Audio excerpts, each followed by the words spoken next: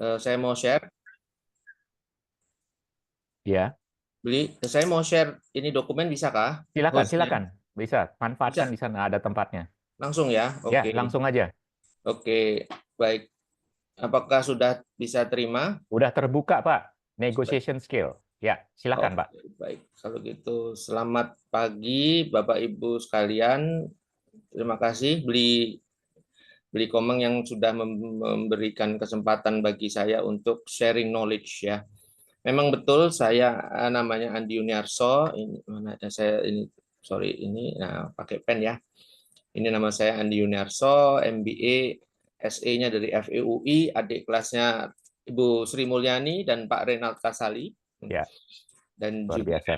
MM saya dari IPMI, Institut Pengembangan Manajemen Indonesia yang di Kalibata, dan MBA saya betul tadi Beli Komang bilang saya from Australia, yaitu di Melbourne, Clayton, Melbourne University yang di Clayton.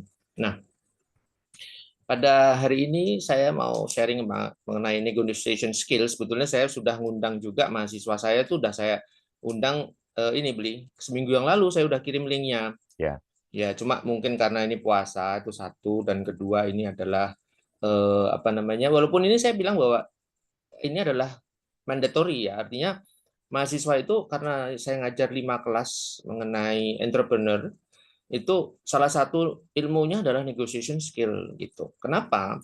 Karena dalam entrepreneur itu kan pada dasarnya orang berusaha ya, berusaha untuk menjual sesuatu, apakah produk atau barang. Nah, dengan menjual itu harus ada 9P ya, product, price, promotion, place.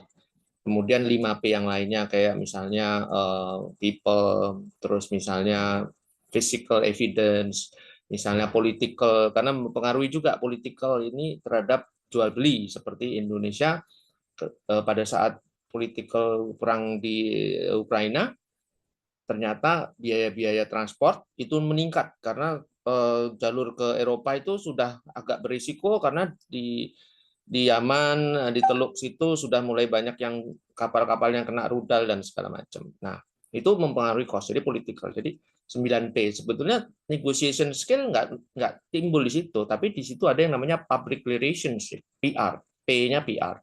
Public relation itu adalah bagaimana melakukan relationship dengan negotiation kalau mau jual jual beli ya, tawar menawar ya, baik itu pada waktu mau kontrak atau pada waktu penjualan, biasanya lot besar ya. Kalau cuma 1 unit 2 unit nggak ada lah negotiation skill, karena buang-buang waktu ya, karena amountnya juga kecil. Ini negotiation skill ini terutama untuk yang big project ya, atau long term project. Nah, salah satunya nanti kita ini nah ini saya sengaja taruh di depan ini karena menarik ini, apa gambarnya, ada arah ke kanan, ada arah ke kiri, ada arah ke kanan atas ya. Jadi anywhere can be happen in the negotiation floor event. Nah, ini kan direkord ya, beli ya. Halo, halo. ya, di record, Pak, di record. Oke, di Ya, record ya. Baik, nanti jadi bagus untuk dokumentasi, Pak. dengan Silakan. ya, baik, nanti minta ya dokumentasinya biar saya share ke mahasiswa. Baik, ada 5 kelas ini, 100 berapa? 50 mahasiswa. Nah, oke, ini yang di atas ini saya turunin dulu deh. Nah, mengganggu. Ya, oke. Nah, negotiation skill pada dasarnya bagaimana seorang itu berkomunikasi ya satu sama lain ya. Dia ada seorang yang eh, membeli dan seorang yang menjual. Ini kira-kira ya pembelinya lebih santai nih ceritanya. Ini Gen Z tapi yang konglomerat ya. Saya nanti moga-moga saya bisa membawa beliau ya, yang wanita umur di bawah 40 tahun dan kekayaannya sudah triliun.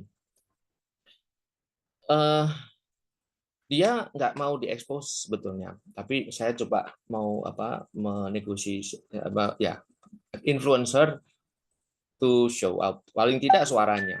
Nah, bagaimana dia bisa bisa naik ke atas ke puncak kekayaannya sampai tembus triliun itu hanya majority hanya dengan negotiation skill. Tentunya seorang wanita kalau dibanding fisik dengan seorang pria secara umum tidak sekuat pria ya, tapi dengan negotiation skill-nya dia bisa membawa dia sendiri ke suatu wealth kekayaan yang sampai di triliun. Dan ini bukan bohong, Anda bisa cek nanti. Hopefully in this sampai sebelum Juni saya akan ask her to share with us supaya dapat apa ilmunya. Siapa tahu di antara pendengar ya yang beli Komang itu usahakan untuk share, saya support.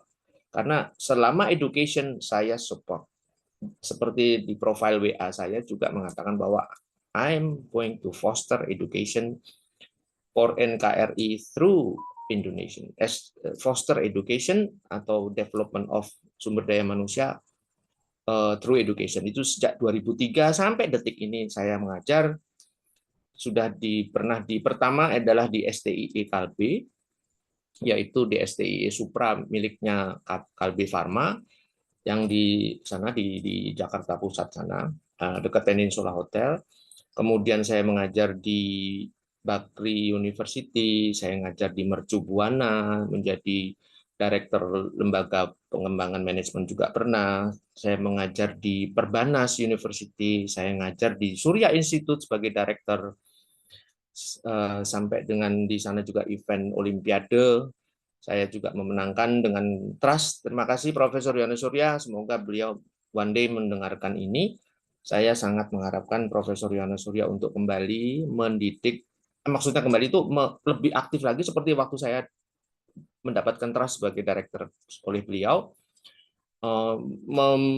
mendidik anak-anak Indonesia bisa menjadi juara dunia ya di Olimpiade dunia. Itu kita bisa waktu itu banyak sekali, setiap bulan kita mengadakan 10 sampai 13 kompetisi di dunia melawan juara-juara dunia. Ya waktu yang Olimpiade di Apau di Papua itu lawan kami ya, astronomi itu di Tolikara, itu jaraknya 120 km kalau nggak salah dari Pegunungan Bintang yang waktu itu masih ada ya begitulah. I cannot say karena nanti dikira menyinggung. Nah, tapi kita lakukan dan aman. Dan kita tim Indonesia ada 2, ya tim A, tim B itu berhasil menang dan dapat piala. Mengumpulkan medali terbanyak melawan Rusia, tim dari Rusia, dari siswa-siswa dari Jepang, dari Korea Selatan, dari Singapura, dari Malaysia, kita libas. Ya, kita libas ya.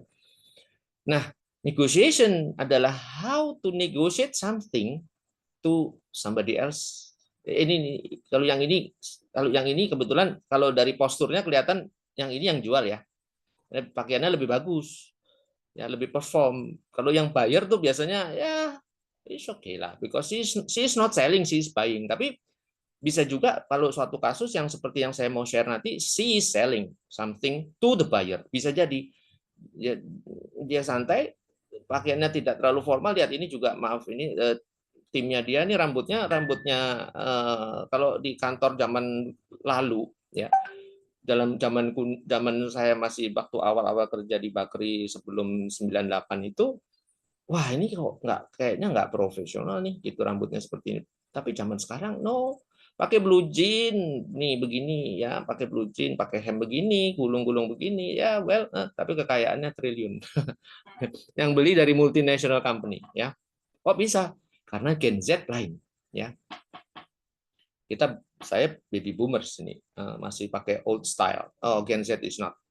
Ya, Gen Z itu pakai blue jean tapi dia jualan software, jualan Bitcoin, jualan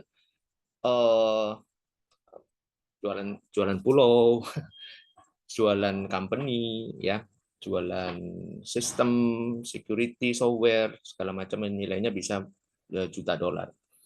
Hanya dengan pakaian yang simple, blue jean, informal ya. Yang penting isinya kalau zaman sekarang. Nah, sekarang saya mau sharing mengenai element of negotiation ini secara garis besar ya, karena waktunya tolong dikasih tahu saya sampai jam berapa ya beli. Sampai jam 9.55. Sekarang jam berapa nih? Sorry. Baru 9.30. Masih banyak waktunya, Pak. Oke. Nanti saya kasih bonus 1 menit, Pak. Oke, Silakan, 1 silakan. menit. 1 menit itu bisa berperan sekali, terutama kalau mau mengaku dosa. Jadi seperti saya ingat ini, saya sambil cerita ini karena ini kan sambil Sabtu ya. 1 menit itu waktu orang yang di sebelah kanannya Nabi Isa atau Yesus, dia mengatakan bahwa please remember me when you are arrive at heaven. Yang sebelah kiri dia bilang, who are you? If you are God, if you are son of God, why didn't you go down? Nah, yang sebelah kiri akhirnya nggak diterima, yang sebelah kanan dalam 1 menit dia mendapat undangan ke surga. Nah, 1 menit ya berharga. Apa ini kata-kata seperti ini ya, my brother Bli and everybody else can change your communication with others. That is part of the negotiation. To gain what? To gain relationship. Ya.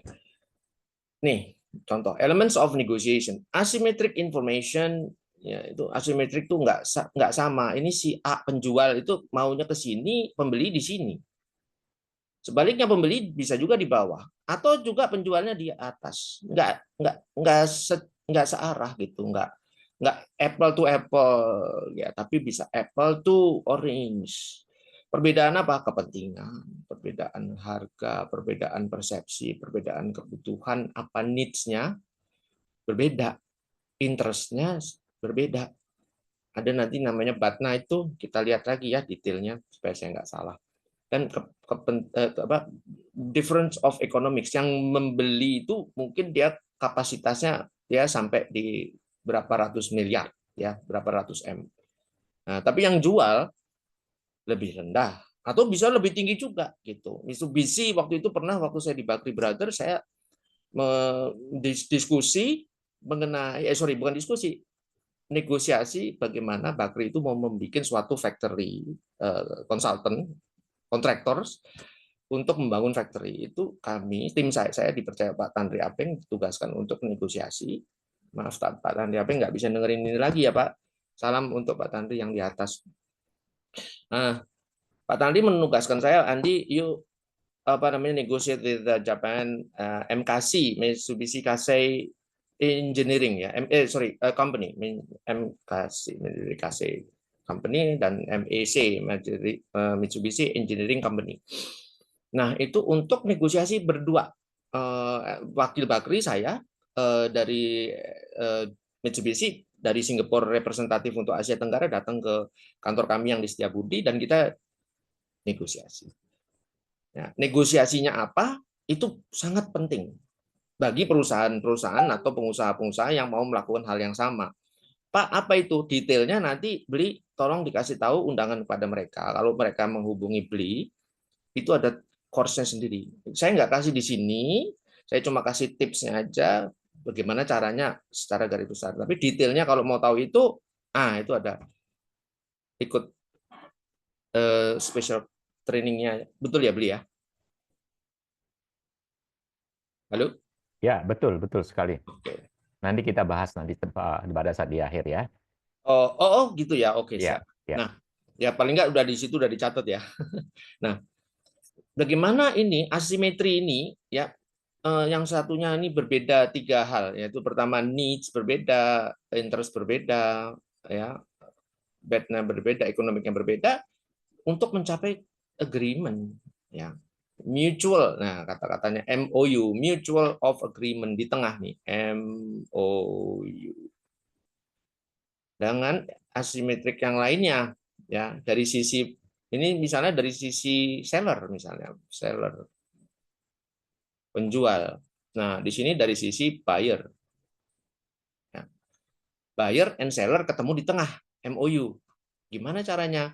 Ya, scope-nya, harganya, term of payment-nya, ya, term of credit-nya, dan macam-macam. Nah, inilah yang namanya negotiation. Ini bagaimana kita bertempur dalam tanda kutip untuk mencapai kesepakatan. Kalau bertempur betulan kan untuk bunuh-bunuhan, menguasai suatu area atau menghancurkan musuh. Kalau ini kita bagaimana bertempur supaya dia gandeng kita gitu. Dia yang tadinya mau jual ya,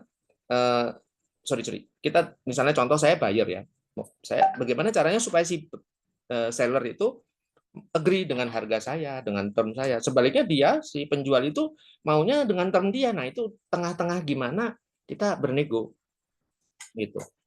Kalau dalam syariah, ini bukan saya agamais ya, bukan. Tapi ini salah satu strategi negosiasi syariah itu adalah win-win. You win apa, maunya apa, saya win apa. Nah, udah dicari tengah-tengahnya. Itu kalau syariah. Kalau dalam negosiasi perdagangan yang lebih ketat, nah di sini main politik dalam 9P marketing itu ada P-nya adalah political. Artinya gini, kalau dia kuat, siapa yang kuat ini? Buyernya kuat, dia ngepres, Pak. Si seller ini dipres harganya rendah mungkin. Jadi dalam tanda kutip, sorry to say, bukan win-win. I win, you lose. Kenapa? Saya menguasai mayoritas pangsa pasar. Anda nggak mau jual sama saya nggak beli. Udah, habis, Pak. Pabriknya tutup. Terjadi.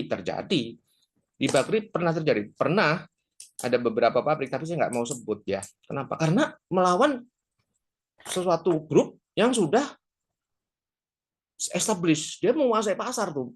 Brandnya dikuasai mereka. Kita nggak bisa nembus nih. Kebetulan saya nggak diminta sebagai negotiator di situ. Ini udah ada pabriknya udah jalan, tapi dia nggak bisa negotiate. Itu nggak bisa negosiasi. Nah, bagi anda bapak-bapak yang ibu-ibu yang punya perusahaan BUMN perusahaan yang skala besar ya, terutama ya, karena kalau skala kecil entertainmentnya aja berat, bisa ratusan juta kalau mau jualnya MM-an, kalau mau jual sampai triliunan ya bisa sampai M ya. Loh, kok saya tahu ya, saya pernah lakukan kok gitu, bisa dapat berapa ya waktu itu, sekitar hampir 1 T itu untuk biaya negonya itu harus keluar 5M gitu ya, kira-kira demikian lah ya.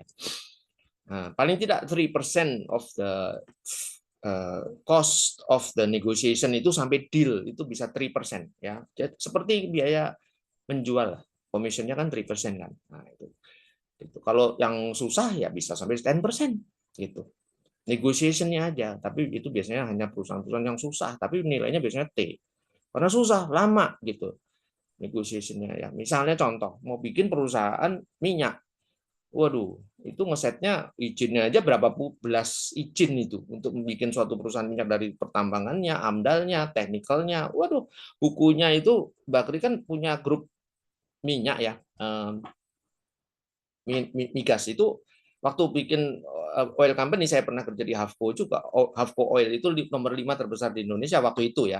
Sebelum sekarang udah bubar semua, balik semua mayoritas itu yang di Kuningan tower itu semuanya ada mobil oil, ada Arco, Stanvac, Shell, termasuk Vico Oil atau Havco Oil itu untuk izinnya aja dia harus bikin visibility study-nya 1 meter tuh jumlahnya bukunya. Negosiasinya itu udah bisa sekitar 5% of the cost dari berapa ratus M. Itu teknisnya ya, tapi nanti harus nego gitu. Harus nego setiap teknikalnya, nego lagi, beli tanahnya nego lagi sama orang daerah, sama kabupaten, sama bupatinya, sama gubernurnya, sama SDM ya, sumber daya mineralnya, bayar sama suppliernya, kita nego terus, semua itu nego ya gitu, kata-katanya nego. Nah, kita lihat yuk, BATNA. What is BATNA? Best alternative to a negotiation agreement. Ini teori ya. Kita harus tahu dong teorinya ya, si seller harus memberikan batnanya kepada si buyer, yaitu best alternatif bagi pembeli karena dia yang mempunyai duit, mempunyai dolar. Kemudian memberikan common interestnya apa ya, alternatifnya apa, interestnya apa, kemudian adjustment in demand ya. Dia mempunyai, misalnya nih bayarnya nih, ini buyer ya, ini seller. Nah, misalnya buyer mengatakan bahwa saya mau beli your punya produk, tolong bisa nggak produk Anda, makanannya yang Anda tawarkan ini 10.000 unit setiap hari, karena kami mau jual di food chain kami yang ada di seluruh Indonesia. di 10 provinsi, 20 provinsi. Ya, provinsi yang jauh-jauh nggak buka karena high cost. Tapi 20 provinsi kami buka. Nah, bisa nggak menyediakan 10.000 food per hari? Terus, waduh, ini si sellernya seneng tapi belum siap gitu. Dia baru punya 5.000. Nah, bagaimana dia bisa memberikan alternatif ini kepada si buyer? Dia mau kontrak nih 10.000, berani nggak? Gitu.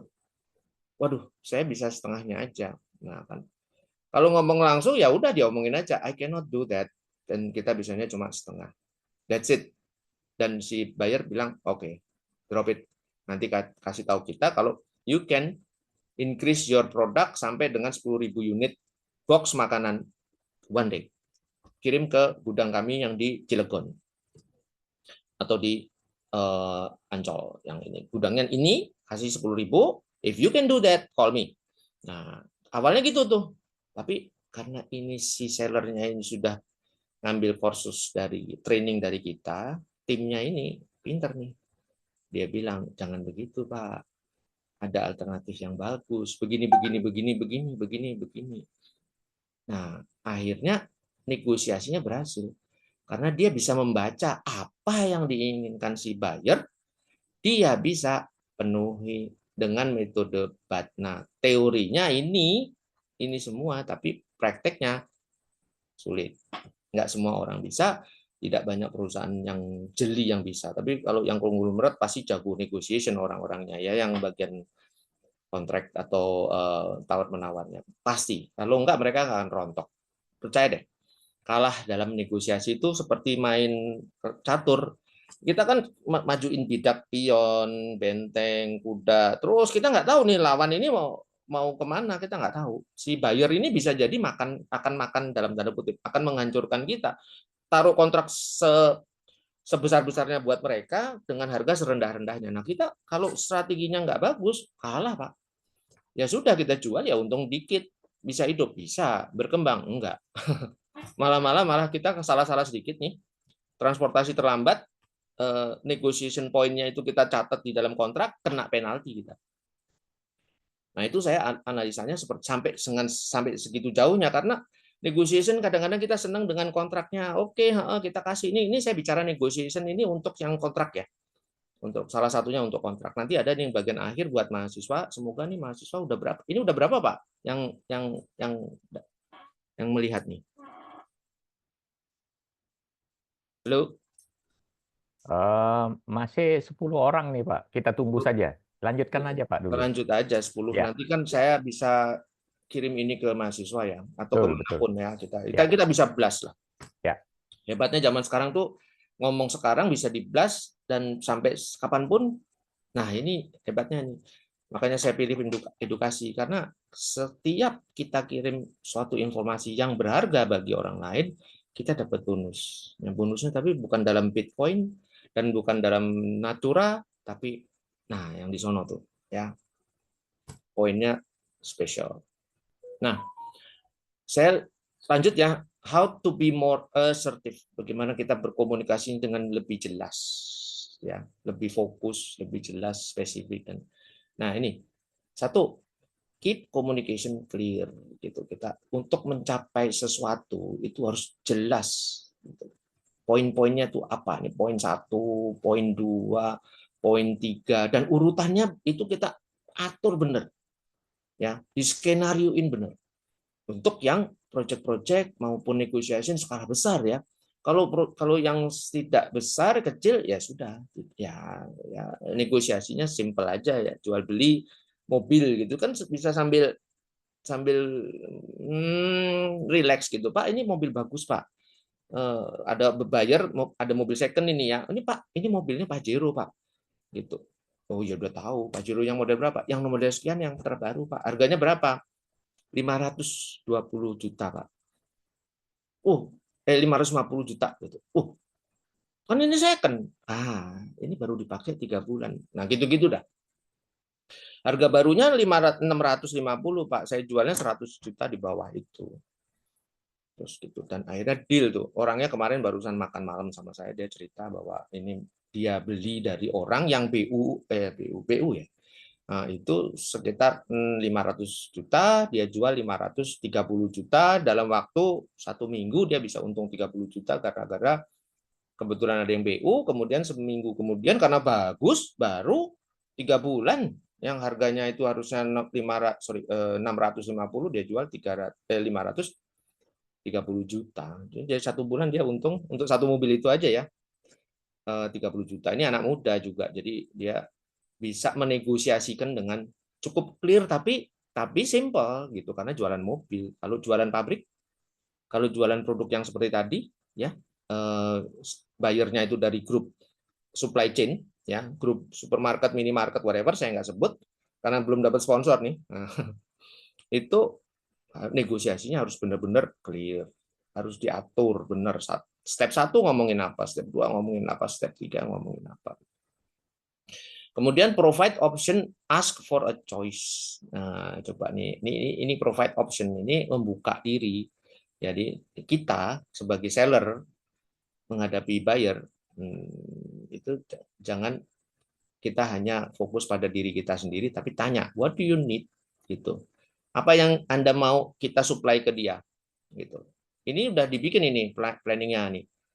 A, B, C, D-nya udah dibikin, tetapi di tengah jalan jangan lupa untuk bertanya, what do you need? Gitu. Ada sesuatu yang kita nggak ngerti. Kalau dalam main catur kan kita nggak bisa tanya, abis ini Anda jalannya kemana? Nggak mungkin jawab dong. Kalau kita berkompetisi catur, kita nggak tahu langkah dia kemana tuh, next-nya tuh nggak tahu. Nah, kalau dalam negotiation, you can do that dengan cara direct atau dengan cara indirect. Nah, di sini seninya. Tahunya gimana? Nah, nanti ya di kursus itu. Kalau nggak begini, ini nggak ada opsi. Ini dia akan taruh opsinya di belakang sini. You never know this one. Ada 2 cara. You can ask directly, belum tentu dia ngaku, atau ada suatu pertanyaan-pertanyaan yang sebetulnya dia ngarahnya ke sini. Nah, kalau orang yang jago nego, dia bisa seek out here.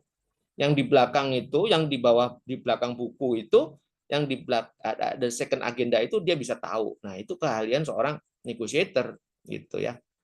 Kalau sering nonton Jason Bourne, Born Supremacy, nah dia bisa mengetahui siapa yang telepon dia.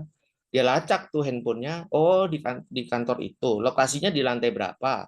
Dia naik ke atas ke roof, dia pakai teleskop, dia bisa lihat. Dia telepon kepada seorang perempuan yang FBI, dia bilang bla bla bla bla, dia bilang kamu, kata orang FBI-nya, kamu bisa nggak datang ke kantor saya? Untuk apa katanya si Jason Bourne? Ya untuk mendiskusikan sesuatu. Oke, gini aja kata Jason. Dia kan pakai teropong. Kamu kenal nggak seseorang perempuan yang namanya Y? Katakanlah Jenny. Terus karena dia lihat di dalam itu teleskopnya, snipernya itu dia pakai Barrett ya kaliber 50. Dia lihat di depan wanita yang FBI itu ada si Jenny. Dia bilang, kamu kenal Jenny nggak? Oh iya tahu ya, dia agent yang dulu di Israel. Kenapa? Ya suruh aja dia ketemuin saya. Terus si perempuan ini bilang begini nih FBI-nya. Oh nggak bisa, saya nggak tahu sekarang Jenny di mana. Terus si Jason bilang begini, why didn't you ask her? She's standing in front of you. Kaget. Langsung dia ngeliat kaca. Waduh, ini pasti dia udah diintip. What I'm going to say, if negotiator know where you stand, si buyer ini stand, and then they can seek, mencari apa yang kira-kira dia itu di belakangnya itu ada apa yang dia butuh, dia mau bikin pabrik baru, dia mau ada supply kontrak baru, saya tahu nih sebagai seller, saya bisa masukin ke sana. Loh, kok Anda tahu? Nah, itu. Jason Bourne in negotiation. Very expensive, bro. Ya, very expensive. Knowledge-nya yang expensive ya. Oh, saya pengen berlatih. Ayo ikut trainingnya. Ya, beli Komang saya kasih trust untuk menjalankannya. Saya bisa memberikannya untuk skala perusahaan besar sekalipun ya. Skalanya konglomerat lah.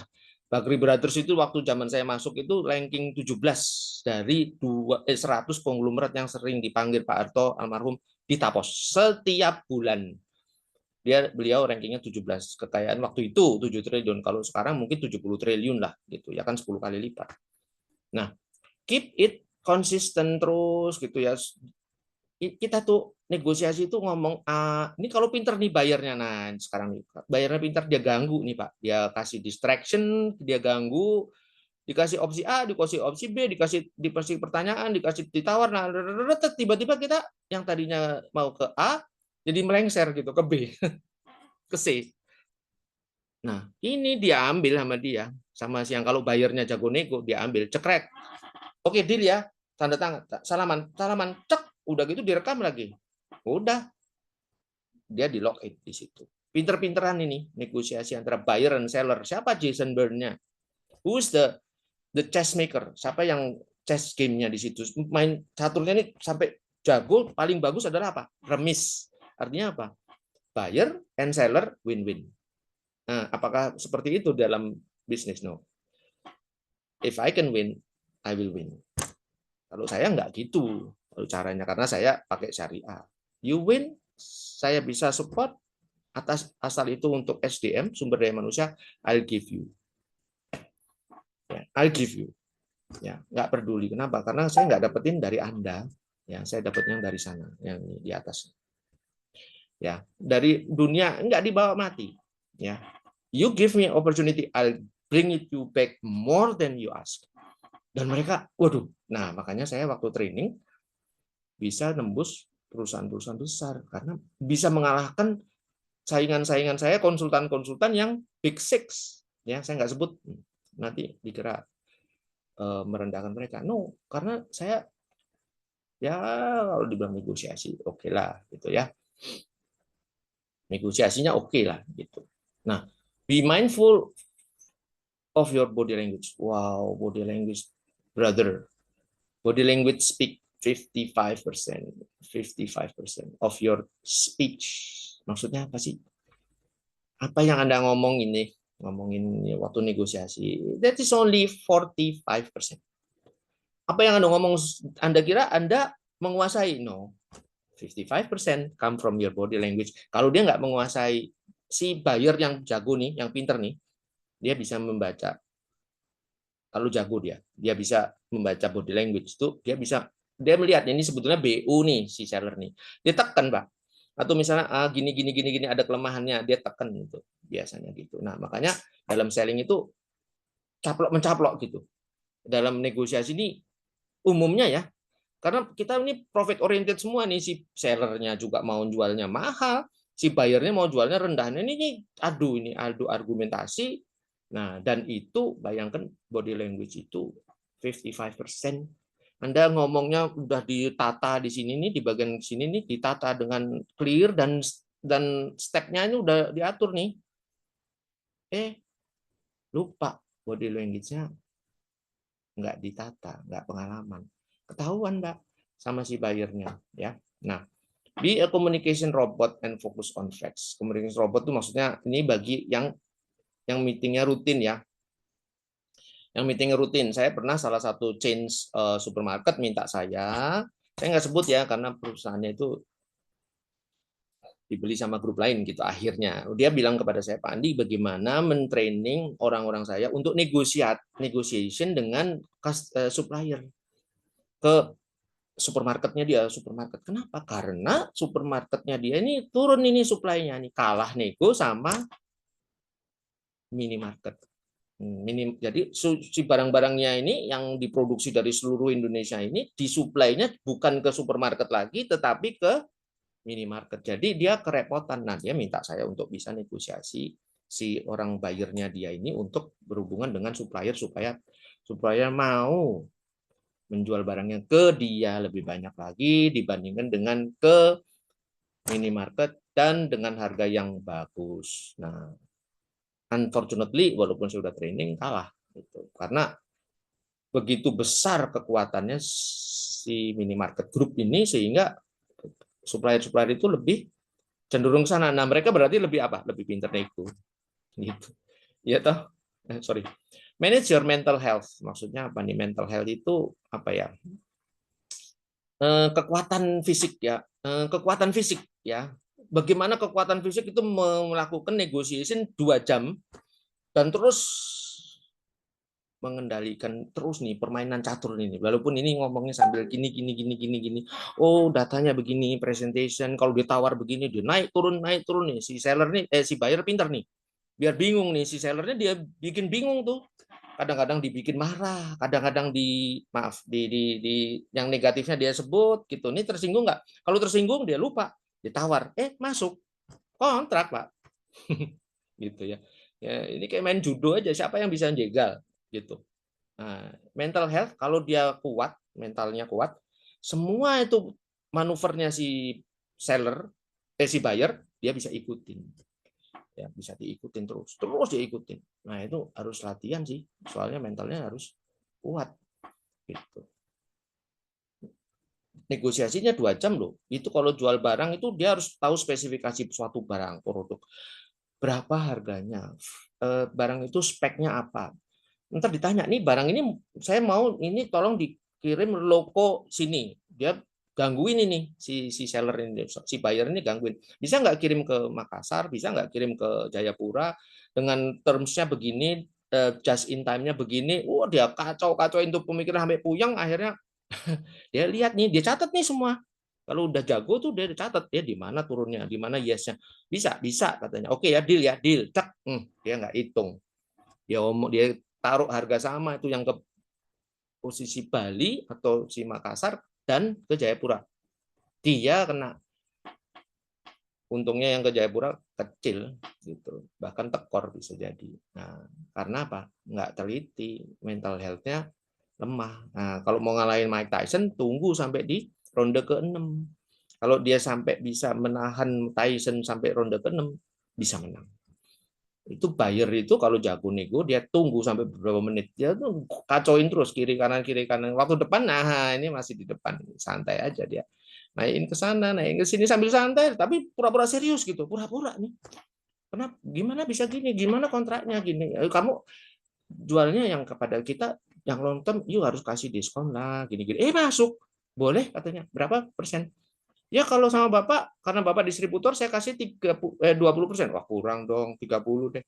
Iya. Nah udah kontrak. Gitu. Menang siapa? Menang bayarnya. Maunya jual malah menang bayarnya, karena dia jago nego. Lanjut ya. Oke. Ini assertion.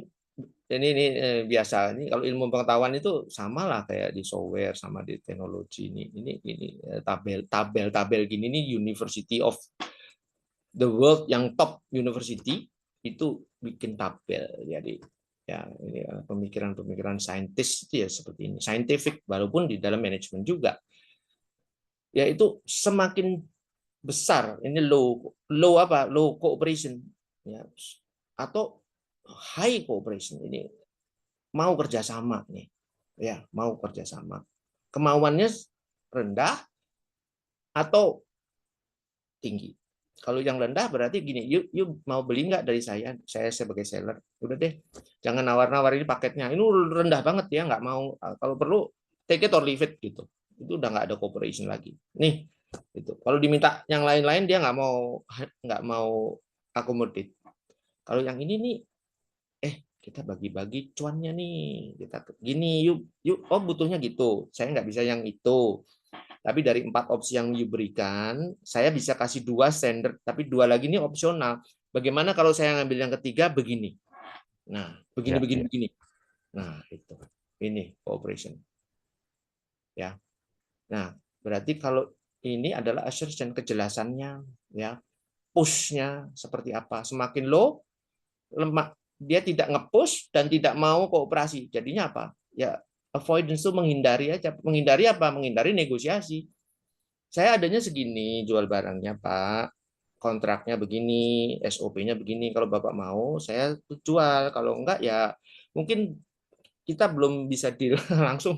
Oke, thank you, that's it. Nggak jadi sales tuh. Accommodation, artinya apa? Dia mau kerjasama, tetapi dia kurang jelas, kurang pursuing gitu ya jelasinnya. Jadi low pursuing. Sebentar, maaf.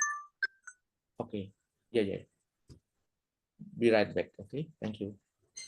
Nah, atau Oke. accommodation, dia memberikan akomodasi. Nah, ini kalau dia mau kerjasama tetapi dia saklek. Nah, berarti accommodation. Atau yang paling bagus adalah banyak kerjasama ya di sini dan sangat jelas. Jadi tercapailah yang namanya kolaborasi ini, bisa kerjasama joint venture jangka panjang nih, yang tadinya mau jual malah kerjasama. Waduh, itu apa namanya, negosiasi tingkat tinggi nih. Yang Nah, tadinya buyer itu mau membeli jadi kerjasama ya, ya gitu. oke Kenapa? Pak Andi. Yep. Jadi pada ujungnya itu nanti adalah keberhasilan dari suatu negosiasi itu bukan Mm-mm. hanya soal menang-menangan ya. Harusnya. Ya, tadi Mm-mm. Bapak bilang tentang win-win ya, misalnya Mm-mm. dihubungkan dengan konsep syariah. Dari dalam bisnis modern juga dari zaman dulu ya, sebelum zaman Adam Smith juga seperti itu kan. Mm-mm. Selalu ada yang namanya negosiasi di segala bidang. Baik, Mm-mm. ini luar biasa ya. Ternyata Pak Andi bukan dapat bonus hanya 1 menit tadi, udah lebih dari 1 menit. Oke. Nah, karena itu, mari kita mulai dengan sesi Q&A, tanya Mm-mm. jawab. Mm-mm. Nah, di sini saya sekali lagi mengucapkan selamat datang kepada eh, teman-teman yang lain semuanya di sini. Bahkan ada yang dari Medan ini ya. Ya, Tuh, luar biasa ini. luar Di biasa. Luar seorang kota, ibu, Pak. ya dari luar kota, di Medan itu. Luar luar Nah, biasa dan luar kota. iya, beberapa 2 bulan yang lalu saya pergi ke Medan di sana. Wah, soto Medannya luar biasa. Hmm. Legend itu. Baik, Legend. nanti ngomong soto Medan nanti pas menjelang buka puasa aja ya. Nah, Oke. sekarang sebelum kita mengundang pembicara yang kedua, yaitu Pak Mindiarto, yang juga ahli dalam negosiasi karena beliau adalah born to be a seller ya, seorang penjual yang luar biasa yang akhirnya mencapai posisi yang luar biasa juga di perusahaan ya, bahkan sampai tingkat director dan sekarang beliau sedang ada di Makassar nih. Hmm. Ya, di Makassar, luar biasa ya.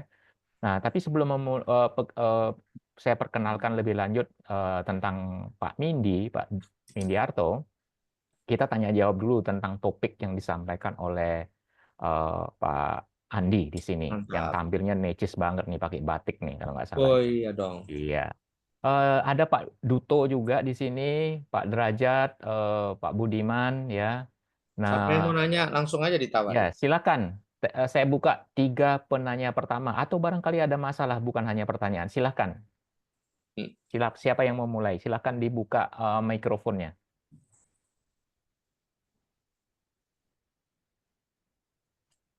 Ya, kita Oke, tunggu. maaf, selamat pagi untuk semuanya. Dengar Selamat suara pagi, Pagi. Pak saya, Pak? Johannes. Ya, Jelas Pak Yohanes. oke. Saya dapat link ini dari Suster. Kebetulan Oh, Suster mantap. juga Prancis. Kebetulan saya Hmm. dosen juga. Oke. Oh, luar Ya, biasa. Bapak posisi di mana, Pak? saya di Lampung. Oh, Lampung. Wah, ini ternyata orang Sumatera juga. Silakan, Pak, silakan. Ya, saya tertarik masalah negosiasi tadi, Pak, paparan Pak Andi. Saya mau Thank you, nanya, Pak. negosiasi itu dalam mengelola emosi Hmm. dan kepercayaan diri itu Hmm. kira-kira bagaimana ya Pak? Tanpa Hmm. merugikan hubungan. Kan Iya. kadang-kadang sering retak hubungan ya. Waktu Iya. itu saya pengalaman juga bekerja di Coca-Cola. Kita Oh, Pak. negosiasi tentang pajak gula gitu. Iya. Nah, itu bermasalah Iya. terutama sama pemerintah. Iya.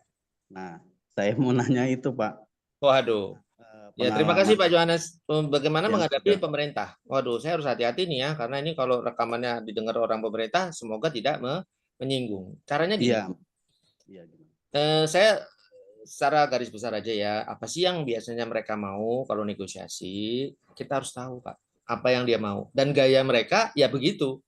Ya begitu gayanya. Lain kalau saya negosiasi sama perusahaan Mitsubishi yang orang Jepang, lain lagi karena gayanya begitu. What I'm going to say is Bapak harus sesuaikan dengan siapa Bapak bicara. Kalau Bapak ngomongnya maaf dengan orang yang bergaya Jepang dan Bapak nggak tahu culture-nya, ya penerimaan mereka nggak bisa open, walaupun mereka akan fokus kepada problem dan opportunity.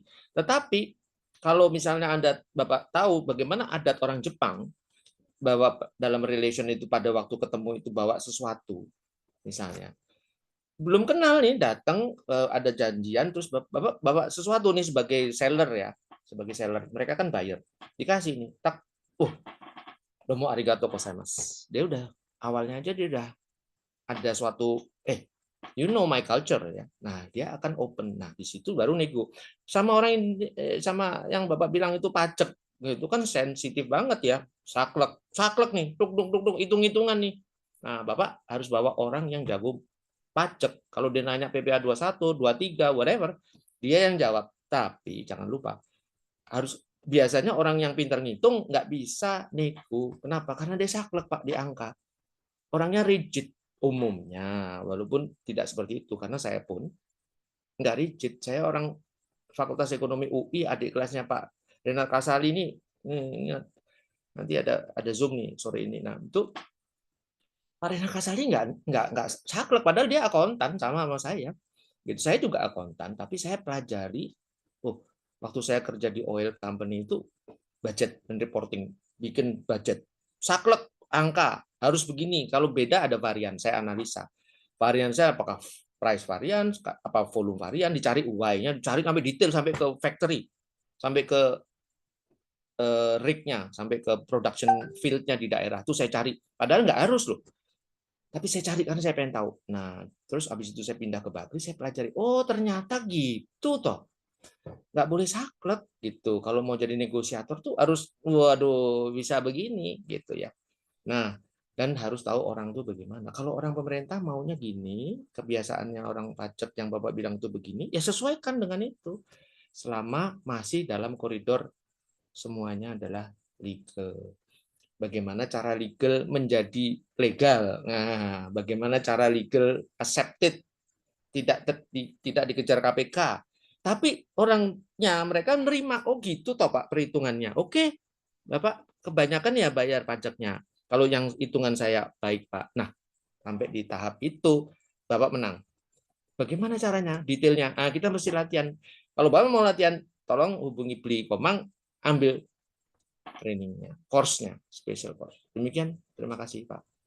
Baik, sebelum saya lanjutkan ke penanya kedua, dalam hal ini memang STA ini, Selling Therapist Academy ini akan dibentuk adalah untuk juga bukan hanya melakukan webinar seperti ini, tapi juga terbuka untuk teman-teman yang barangkali punya perusahaan atau punya bisnis atau bekerja di suatu perusahaan. Jika menghadapi suatu situasi yang sulit misalnya, entah itu masalah negosiasi, marketing, atau barangkali masalah motivasi, tiba-tiba karyawannya kehilangan motivasi dan sebagainya, dan topik-topik lainnya, kami terbuka untuk diundang ke perusahaan Bapak Ibu atau lembaga Bapak Ibu untuk memberikan workshop atau seminar atau pelatihan. Nanti kita bicarakan bersama, bisa menghubungi saya. Nanti kita akan berikan informasinya. Atau apa yang dibutuhkan kami siap. Di sini ada Pak Mindi yang siap akan mendatangi bersama kami ke kantor atau ke lembaga Bapak misalnya, kalau membutuhkan workshop, pelatihan, training, atau motivasi dan sebagainya yang berkaitan dengan bisnis. Apapun itu, termasuk selling, negosiasi, marketing, bahkan mungkin untuk juga motivasi. Kita ada timnya untuk itu dan ada teknologinya juga untuk itu. Baik, saya tunggu dengan penanya yang kedua. Silahkan. Kita tunggu penanya yang kedua. Barangkali ada yang punya masalah atau ingin mengetahui hal lebih lanjut. Ini ada yang mahasiswa saya nggak nih? Nggak ada kelihatan ini. Pak Budiman, bagaimana Pak Budiman? Ada hal yang ingin ditanyakan?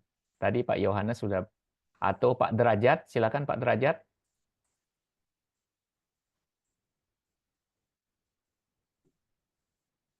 Pak Derajat atau Pak Budiman, ada yang ingin ditanyakan barangkali? Pak Mindi juga boleh. Loh iya dong. Kita kan saling asih asa ada komentar. Pak Mindi ada komentar. Silakan iya. Pak Mindi. Baru, nah itu. Nah, Pak Mindi sudah sekarang beliau di Makassar. Bagaimana kabarnya di sana di Makassar, Pak? Wah, hujan. Hujan ya? Wah, di Jakarta lagi mendung juga nih, Pak. Ya, ada komen Pak barangkali tentang negotiation ini dikaitkan dengan kehidupan sehari-hari barangkali atau bisnis, marketing dan sebagainya. Silakan, Pak. Ya, memang negotiation itu kan selalu ada pihak penjual dan pembeli lah ya. Apakah itu barang ataupun jasa. Pasti kan yang biasa dari pihak penjual kan ada aim high. Menginginkan bahwa penawarannya dia itu kan harga paling tinggi, kalau bisa kontan, kagak ada servis gitu ya, kagak ada after sale service, itu kan aim high-nya dia. Sedangkan dari satu sisi, dari si pembeli, kan dia juga memiliki aim high juga sama. Cuman aim high-nya kan terbalik. Pengen harga semurah-murahnya, ngutang sepanjang-panjangnya, servis sebanyak-banyaknya gitu. Nah ini kan nggak ketemu gitu loh. Nah titik tengah itulah ya disebut negosiasi. Ya, negosiasi area itu titik tengahnya. Nah tadi sempat dibicarakan juga pertanyaan dari Pak Yohanes dari Lampung ya. Ini siapa kawannya Suster Francis ya. Eh, eh, Memang bisnis dengan pemerintah atau BUMN itu yang membuat pihak penjual agak sedikit dalam posisi agak lemah, saya katakannya agak lemah, itu titiknya adalah karena mereka sudah punya sebuah pakem SOP dari pemerintah yang turun yang tidak bisa dikoreksi, tidak bisa diganggu-gugat. Gitu. Itu yang menjadi kendala-kendalanya. Contohnya adalah kadang-kadang kalau training di BUMN atau perusahaan negara itu terkadang tuh training dulu baru dibayar. Dan itu sudah pakem gitu loh. Kira-kira pakem. Sedangkan di swasta kan bisa DP dulu atau bahkan di muka dulu bayar, nanti baru delivery konten training gitu ya bisa. Nah, pemahaman tentang kultur ataupun peraturan dengan perusahaan itu atau dengan perusahaan negara sekalipun ya perlu kita miliki kekayaan informasi seperti itu sehingga kita tidak akan tidak kehilangan opportunity untuk mendapatkan bisnis tersebut. Sebab kalau kita bicara kaku-kakuan, pasti kita pihak yang kalah. Pasti kita pihak yang kalah. Karena apa? Mereka tidak akan berani melanggar SOP yang sudah turun gitu loh. Nah, itu yang menjadi bahan pertimbangan buat Pak Yohanes. Kadang-kadang berhadapan dengan mereka ya ada hal-hal yang memang kita mesti panjang usus ya. Agak ngalah-ngalah dikit. Tapi artinya kalau kita masuk ke dalam area negotiation, kan ada yang disebut dengan konsesi.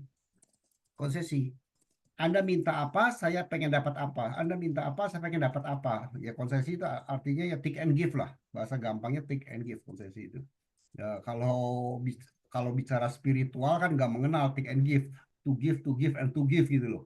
Ya dalam negosiasi ya, sangat halal disebut take and give. Anda minta harga murahan, dari kita minta kuantitinya lu banyakin. Kan kira-kira gitu. Anda minta harga murahan, ya oke, tapi bayarnya cepetan dikit. Nah, itu kan konsesi itu. Ya oke begitu ya, saya nambahkan sedikit beli komang. Terima kasih Pak Mindi yang sedang ada di Makassar nih. Kapan balik ke Jakarta, Pak? Ini sore.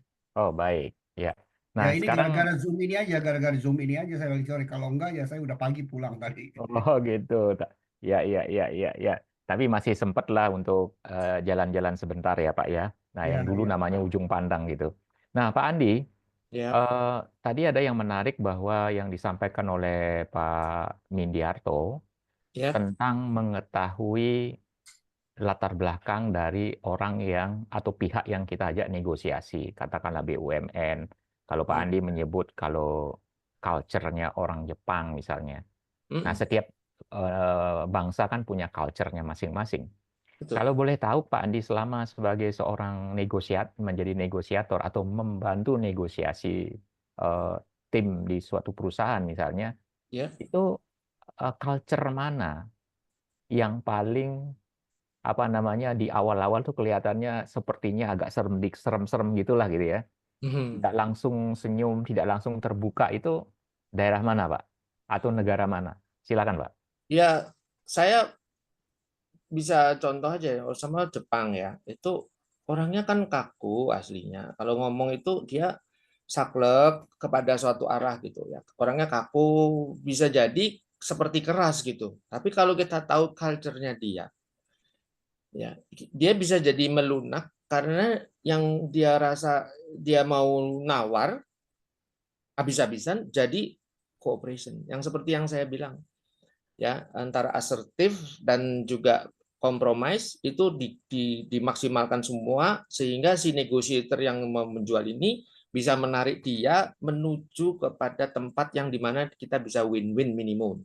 Bahkan kalau yang lebih hebat lagi, saya tarik itu dulu pernah beberapa kali, orang Jepangnya itu mewakili big corporation loh, bukan small corporation, itu ke arah kami gitu, ke arah benefit of my company yang saya representatif, karena saya tahu apa yang dia mau gitu, apa yang dia mau. Kalau culture itu approximately oke lah 20%, tapi apa yang dia mau, nah itu saya berikan dan saya tarik. Tapi nah begitu dia tarik, contoh seharusnya saya mempunyai saham 10%, dari kongsi itu saya bisa dapat sekitar 39%.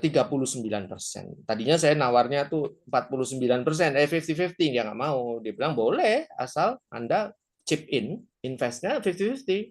Saya bilang, no, kita kerjasama, yuk. Anda benefitnya ini, saya masuknya hanya di 10% saham. Nggak mau dia, nggak bisa. Kalau Anda maunya 50%, ya Anda dari misalnya nih waktu itu 100 M total projectnya, Anda siapkan untuk mendapatkan 50 M. Nah, saya negosiasi gimana, modalnya my company, boleh sebut ya Bakri, itu hanya 10% waktu itu.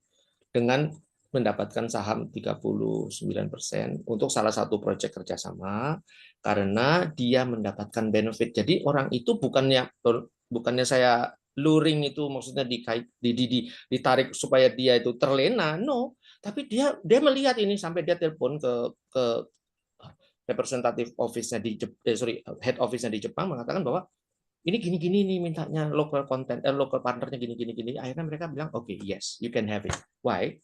Karena dia merasa bahwa benefitnya udah masuk. Nah, kok saya tahu? Lah saya pelajari dia gitu. 1 minggu saya pelajari apa yang dia mau. Itu nggak simple. Apa yang dia mau saya kasih gitu. Dan saya pelajarinya nggak terus misalnya meeting jam hari ini, misalnya jam 11 pagi atau jam 2 siang, terus saya siapnya 1 jam sebelumnya atau 1 hari sebelumnya untuk dokumentasinya, tok, no. Untuk step ngomongnya, no. Offeringnya apa, no. Saya pelajari seminggu sebelumnya, nggak terus-terusan ya, sambil kerja yang lain juga. Tapi dalam waktu 7 hari itu saya pelajari. 1 hari saya mungkin cuma setengah jam, 7 hari saya dapat gambaran di mana dia maunya. Ini segini nih. Kalau 10 poin, kalau saya bisa kasih 5, saya minta 50% dikasih dong. Nah udah itu aja, kasih aja 50% yang dia mau. Tapi saya harus tahu nih 10 ini. Ini kan hidden. Dia kan nggak bilang di depan bahwa saya maunya ini gitu.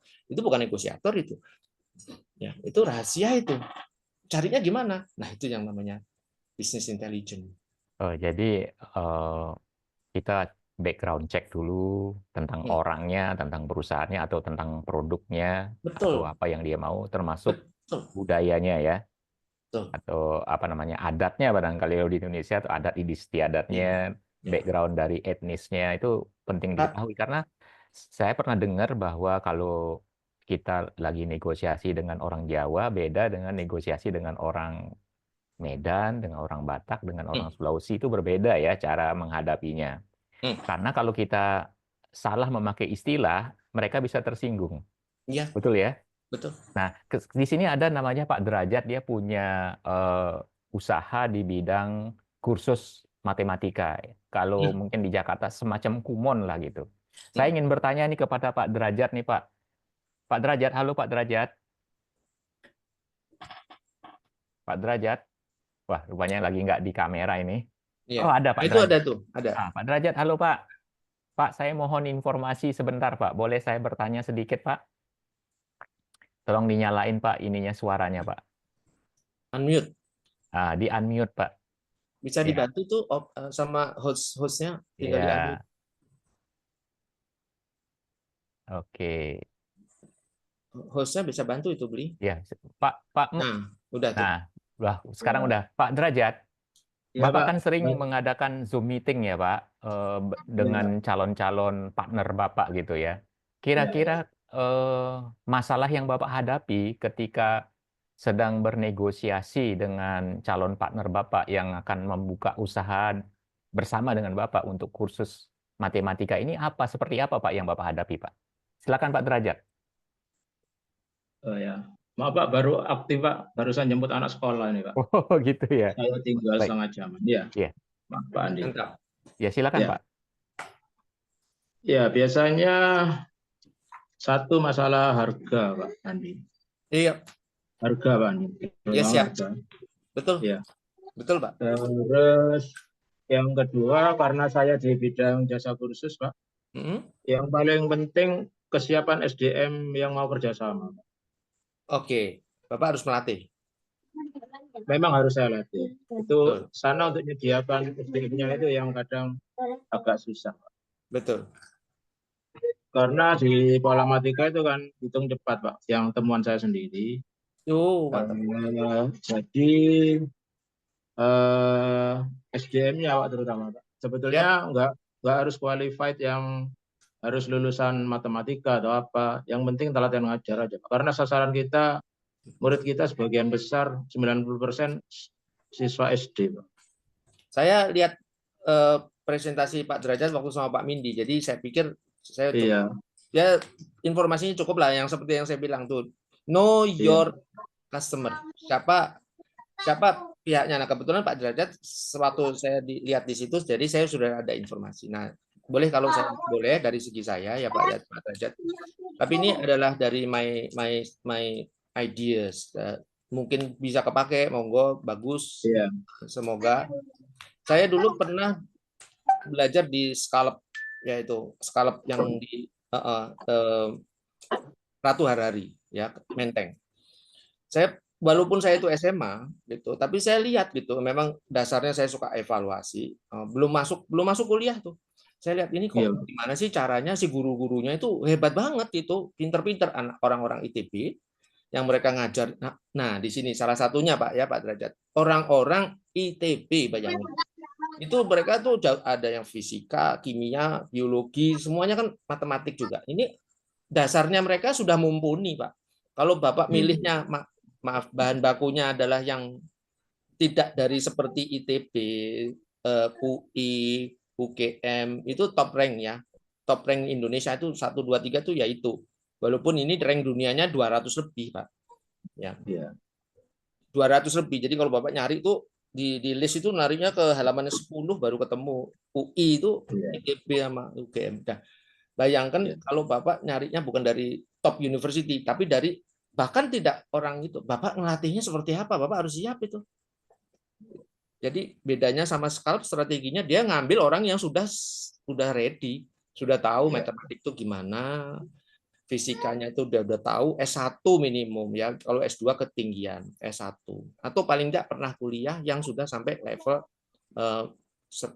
tingkat 4 yang udah sampai semuanya. Tapi kalau Bapak mau ngambil bahan bakunya yang model seperti ini, orang yang bukan orang matematik, fisika, kimia, biologi suruh ngajar itu matematik lah ya, bukan fisika, kan Bapak kan matematik. Orang yang nggak pernah duduk di bangku matematik, ya Bapak harus coach-nya harus hebat. Kalau tidak, nggak bisa, Pak. Sanggup nggak, Pak Derajat? Kalau Bapak nggak sanggup, jangan ngambil bahan bakunya dari yang mereka. Kenapa? Bapak yang capek. Gitu. Gitu aja dari saya, Pak. Terima kasih. Iya. Kita beda, Pak Andi. Karena yang kita, pangsa pasar kita sekolah dasar. Loh, jadi bukan untuk ngajarin anak. Apa, Pak? Pengalaman saya yang kedua, saya pernah jadi director di Surya Institute, Pak. Bapak tahu kan, itu Pak Surya Institute itu guru-gurunya siapa? Itu PhD. PhD loh Pak, S2, ngajar anak SD dan guru-gurunya juga. SD yang ngajar S2. Bapak bisa meniru model Profesor Yohanes Surya. Anak SD, matematika diajar, kimia diajar, sampai lain-lain ya dosennya, karena kalau yang fisika ya dari fisika. Paling tidak S1, bayangkan. Tapi Pak, anak-anak yang kita didik, yang top diambil, kita masukkan ke Olimpiade Dunia, dapat Pak medali Pak. Melawan siapa? Malaysia, Rusia, Jepang, Singapura, ya, Kita dapat Pak medali. Kok bisa? Ya karena yang ngajar juga Olimpiade, levelnya udah beda gitu. Bapak mau coba itu, metode itu, monggo aja. Nah, itu kan strategi Bapak, tapi ya Bapak harus siap mengangkat knowledge-nya, bahan bakunya yang belum pernah ngajar matematika, belum tahu bagaimana cara kuadratik, bagaimana diferensial, integral, matriks, koefisien, correlation dengan metode Bapak. Ya monggo aja gitu. Saya sih hopefully Bapak sukses gitu. Tapi Ya ada tim sendiri Pak yang khusus Olimpiade Pak. Bimbingan Nah. Olimpiade nasional internasional ada sendiri. oh ada sendiri. Ya udah. Ada Itu sendiri, berarti Pak. Bapak kalau boleh saya saran Bapak ambil itu, bawa timnya ajukan ke internasional. Sekali Bapak menang di internasional, itu di iklan orang-orang rebutan yang mau ke tempatnya Bapak. Rebutan, Pak. Bilang aja, ini loh tim saya sudah menang internasional di mana? Misalnya di Dubai atau di Singapura, melawan 10 negara internasional dan dapat medali. Rebutan Pak yang mau masuk, Bapak kerepotan itu ngatur siapa. Sudah ada Pak siswa saya yang internasional Pak dari Pekanbaru. Itu Sudah. udah. Kelas 2 SD. Jadi harus naik level gitu maksudnya Pak Andi ya. Bukan promosinya begitu aja. Promosi, Ya. promosi. Jadi Iya, pernah promosi. memenangkan suatu kejuaraan lah seperti itu ya Pak ya. Iya, kalau Oke. menangnya juaranya lokal, ya orang lokal yang seneng. Kalau Bapak sampai ke internasional, Pak, itu dulu saya di Surya Institute 1 jamnya 1,5 juta, Pak, bayarnya, Pak. Antri orang 1 jamnya 1,5 juta. Atau paling tidak menang dulu untuk tingkat Indonesia nasional dulu barangkali ya, sebelum mengarah ke regional atau globalnya kan gitu ya. Iya, itu Iya. kan dream-nya Profesor Yohanes Surya kan dunia, Pak. Iya. Jadi dia juara dunia udah biasa. Nah, makanya yang ikut luar biasa. Waktu saya di di Surya Institute itu kan beliau kan rektornya Universitas Multimedia Nasional, UMN yang grupnya Gramedia, Pak Yakob Utama. Oh, itu kampusnya aja luar biasa, Pak. Baik. 500 miliar itu. Baik. Terima kasih Pak Adi. Nah kemudian apakah ada yang mau bertanya lagi? Saya nunggu dari Pak Budiman nih, atau Pak Yohanes ada yang ingin ditanyakan lagi Pak? Oke, baik Pak, makasih. Wah, Saya banyak bertanya. semangat, Pak Yohanes, semangat. Ya, Mantap nih, tertarik ya. Ini masalah negosiasi ya, dalam mengelola emosi itu kan susah ya Pak. Apalagi meningkatkan kepercayaan diri. Nah tadi derajat masalah tim kita aja untuk negosiasi agak susah ya Pak, untuk bagaimana kita seorang pimpinan untuk mengelola emosi, Pak. percaya diri. Nah itu menurut Adi gimana gitu Pak dari Bapak, maaf, pengalaman Bapak?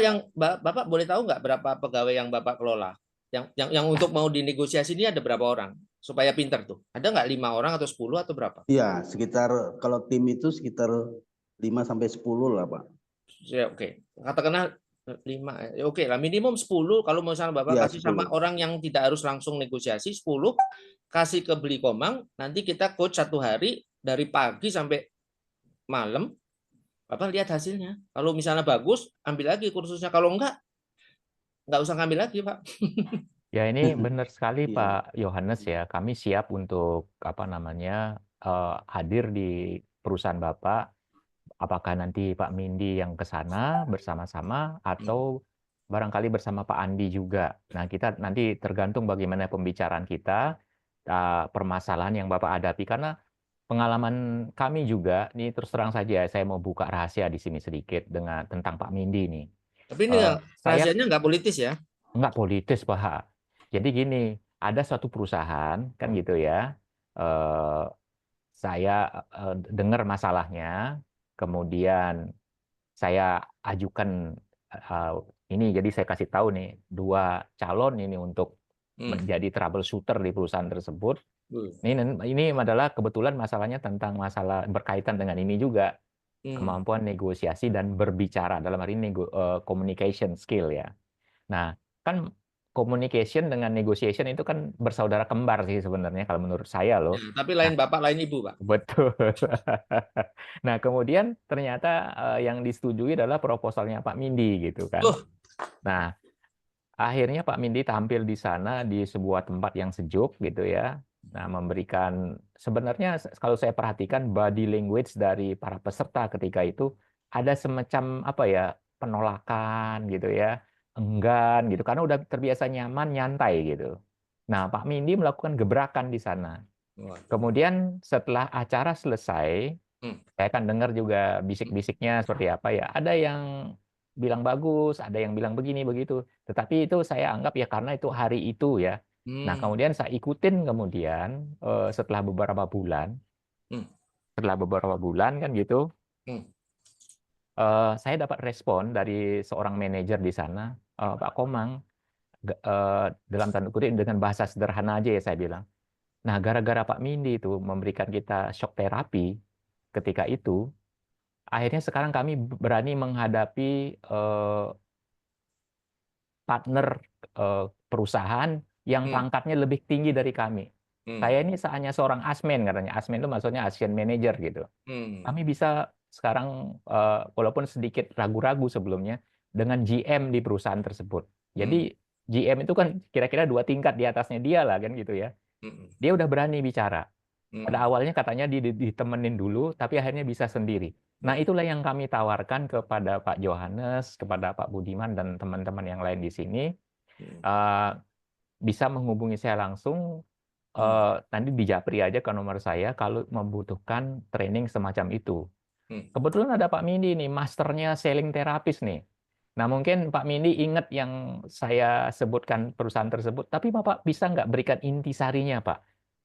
Dalam hal ini saya ingin tahu ketika Bapak menyapukan matanya Bapak sekeliling mejanya waktu kalau nggak salah itu setengah meja bundar ya Pak ya, agak tapi lebar gitu. Wajah-wajah mereka ketika itu seperti apa Pak? Mungkin itu Bapak mungkin cerita sedikit Pak. Baik, ya begini ya, kembali dalam hal begini. Sebelum kita memulai atau mendeliver sebuah topik, tentunya kita mesti understanding my audience ya. Jadi kita paham sekali audiens kita seperti apa, karakternya bakal seperti apa. Kemudian juga selain karakter, tingkat pemahamannya, intelektualnya lah, itu seperti apa. Kemudian kapasitas dia seperti apa. Jadi bukan kompetensi aja, tapi kapasitas seperti apa. Nah, ketika saya melihat sepintas, mereka punya kapasitas cukup baik. Artinya potensinya tuh baik. Jadi kapasitas. Jadi kalau dikasih ilmu tambahan tuh mereka akan mudah menyerap. Yang menjadi persoalan sepintas itu adalah dari tanya jawab, dialog itu memang comfort zone, ya, zona nyaman. Zona nyaman mereka terbiasa dengan pola kerja seperti itu. Nah, ketika saya sudah tangkap situasi seperti itu, maka zona nyamannya yang saya bongkar dulu gitu loh. Bukan kontennya dulu, zona nyamannya yang harus dibongkar dulu gitu. Nah, sehingga dia sadar, jadi kayak shock terapi tadi Bliko mau bilang, zona nyamannya dibongkar, baru kita mendelivery ilmunya gitu ya. Sebab kalau zona nyamannya tidak dibongkar dulu atau dibubarkan, mendelivery konten menjadi percuma, menjadi sia-sia. Begitu Bliko Mang. Baik. Di sini juga ada Kang Reza ya. Nah, itu jadi apa yang dibilang Pak Mindi itu bagus sekali dan itu udah proven ya. Nah, saya ingin menambahkan lagi bahwa di sini ada Kang Reza. Halo Mas Reza, tolong angkat tangan atau raise your hand. Nah, ini Kang Reza ini adalah ahlinya di bidang media, termasuk film, audio, visual, dan sebagainya. Barangkali ada yang membutuhkan untuk membuat company profile atau video iklan dan sebagainya, atau barangkali untuk membuat semacam apa namanya presentasi, atau yang ingin memperkenalkan perusahaannya, corporate branding, personal branding, ya. Ini bisa nanti kita kerjasama dari Selling Therapist Academy. Selain Pak Mindi juga ada Kang Reza. Kang Reza silakan dalam tanda kutip nih promosikan apa yang bisa kita tawarkan kepada teman-teman yang hadir di sini. Di sini ada Pak Yohanes, ada Pak Derajat, dan lainnya juga. Silakan. Oke, makasih Pak Komang. Suara saya terdengarkah? Terdengar, jelas, clear, Iya, clear. suaranya sedang agak serak. Kemarin saya ada narsum di University Tazkiyah Sentul. Terima kasih semuanya, terima kasih, salam hormat, salam kenal Bapak-bapak senior nih, Mas Mindi ya, Mas Andi juga, salam kenal. juga bapak-bapak semua. Kebetulan saya ya berkolaborasi dengan orang-orang hebat nih di STA Academy ini. Ada Pak Mindi dan Pak Komang yang memang sudah malang melintang di dunianya.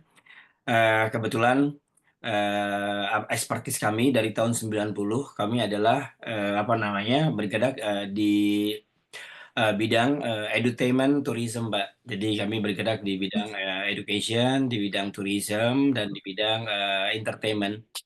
Nah, kalau di bidang entertainment itu kami ada dari tahun 90 kami production house, Pak. Membuat video, film segala macam dan lain-lain, mulai dari TV komersial sampai film layar lebar, mulai dari movie funding sampai dengan production ya, Pak.